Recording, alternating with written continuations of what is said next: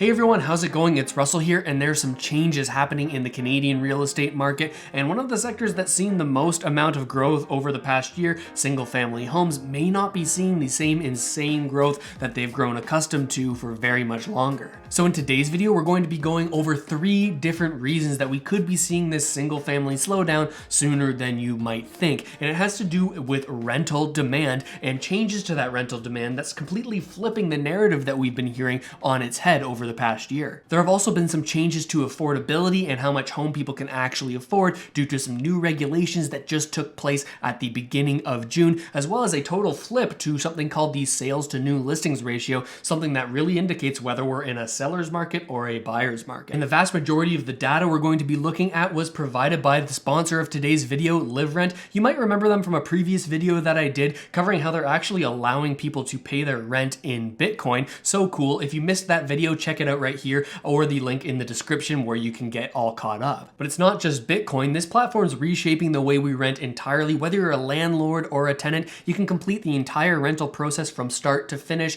all in the same place completely digitally. So I recommend you check them out. And if you like this data, there's actually the Q2 rental report set to come out in just the next couple of weeks. So you can check out the link in the description to sign up so you can get that as soon as it's released. If we take a quick look at where the rental market is now compared to where it was before the pandemic, we can see that the effects of this narrative still are lingering. Here's some data about Vancouver rental prices. You can see the decrease from Q1 2020 to Q1 2021, and that spans across all different rental sizes. Take a look at this, whether it's 1 bedroom, 2 bedroom, or 3 bedroom, we're still seeing rental prices down as of Q1 2021 when compared to before the pandemic. And we're seeing the very same thing in Toronto with year-over-year rental decreases, again, no matter the size of the unit in these downtown cores. And we can see the very same thing playing out here with many of the markets that are closer to the downtown core seeing major drops in rent, while areas like Durham region, which is over here, or maybe even Hamilton, well, they've actually seen rental price increases. So that narrative was alive and well, but maybe not for much longer. And remember, this is all going to tie into why single-family home prices may be set to drop, but we can see here that rental prices in these major downtown areas,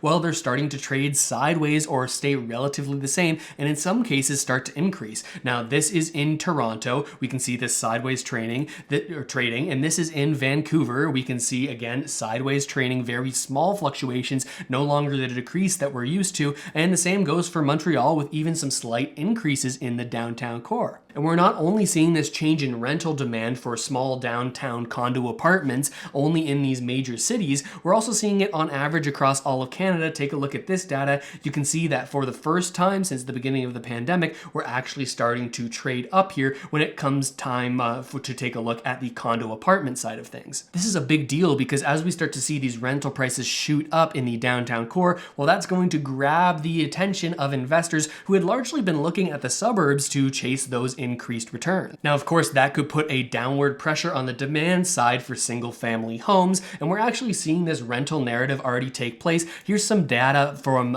May to June, and we're actually seeing more of an increase in rental prices for the first time in downtown cores, places closer to the downtown. We're using the GTA here just as an example, but we're seeing less of an increase out in the markets that are sort of getting farther and farther away from that downtown core. And we're also going to have to keep an eye on renter demographics. You see, at the beginning of the pandemic, many young Canadians under age 25, well, they moved back home with mom and dad to save a little bit of money, especially given the challenging job market and the high unemployment numbers. But that seems to have changed this month too. Take a look at this data from LiveRent. They say that the under 25 contingent of renters on LiveRent has grown since May from 24% to 30% of their users, even though the 25 to 34 group continues to be their largest user base. And on average, young Canadians tend to skew towards living in these downtown areas, which could put even more demand pressure on rental prices and grab up even more investor attention from the single family suburb market. Of course, we're going to have to keep our eyes out to see if these single families show a decrease in rental demand and as a result, a decrease in demand to purchase these homes, and if we see these downtown cores continue on their upwards trajectory. But we're going to have to wait to see that, and actually LiveRent is going to release a report in the next couple of weeks that should show you all of that data, so make sure to check that out whether you're a landlord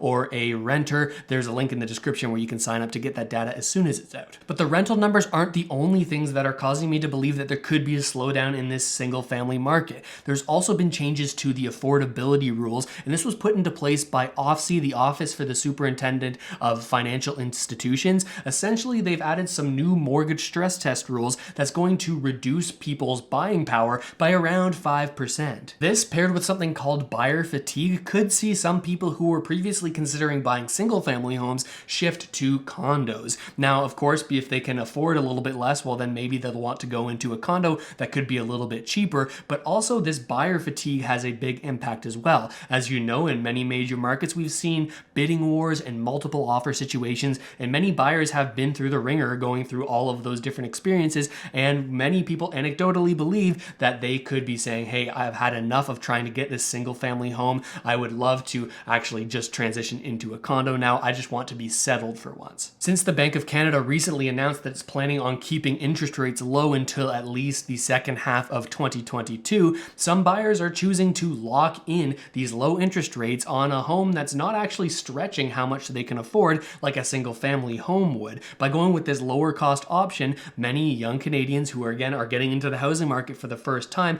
are actually going to be able to afford the home and actually have a little bit of extra money left over because they went with a condo in order to actually do other things with their money, like invest and plan for the future. Now, as you know, I don't have some sort of crystal ball to tell you whether or not this is going to happen and be a trend long term, but it's certainly something that I'm keeping my eyes on, and certainly something that I've experienced in working with buyers in my real estate sales business in the Greater Toronto area. But there is one more important stat that I want to show you that could be indicating that we're shifting from a seller's market, which it currently is right now, into a buyer's market, and it's with some data that's called the sales to new listing ratio. Let me show you exactly what I'm talking about. This is a ratio that tracks how many sales there are of real estate in a given month when compared to how many new listings or new properties are coming on the market in the same given month. And it actually is what many people and many experts use to determine whether or not we're in a buyer's market or a seller's market. Typically, if this ratio is between 0, which it wouldn't ever really be, all the way up to 40%, well, that would likely be a buyer's market where buyers have the upper hand over sellers. Now, typically when we see a 40 to 60% on this sales to new listing ratio, well, we call that a balanced market where the sellers and the buyers are both on equal footing. And when we see it 60 plus, well, then we are firmly in a seller's market where there's tons of demand and not enough sellers. Throughout the pandemic, you can see here that we went from what was already on the fringes of being a strong seller's market all the way up to an extremely strong seller's market, topping out around just above 90%. But as of recent months, with recent data, you can see, hey, the trend is starting to shift here with this number slowly going down. Now, as of the most recent data, we're sitting at around a 75%, which means we still are in a seller's market. But if this trend continues, well, that could have some major implications for any sellers or buyers of real estate. As we see this ratio decrease, it means that there's more and more listings coming onto the market each month.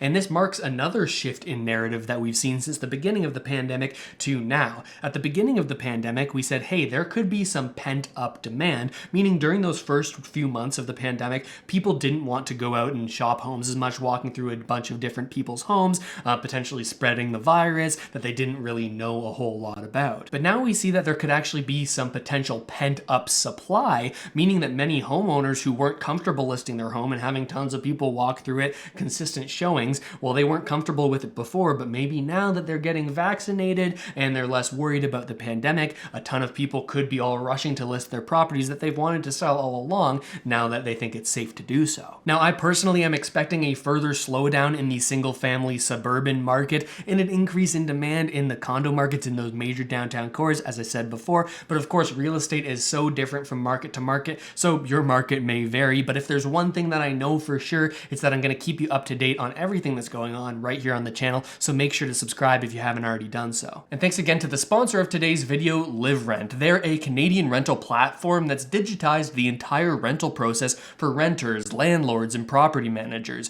If you're new to real estate investing or have an experienced portfolio looking for a new way to efficiently manage your listings, well, LiveRent is the solution for you, and their platform offers digital solutions to help you update your rental process, and you can even use Livrent to connect with tenants, screen applications, and create standard Ontario and BC tenancy agreements, and much more, all in one place. And check out the link in the description where you can go to their website and subscribe so that you can get access to their Q2 rental report as soon as it's released. And with all of that said, thank you so much for watching, everybody. I really hope this video helped you out at least a little bit, and I'll see you next time.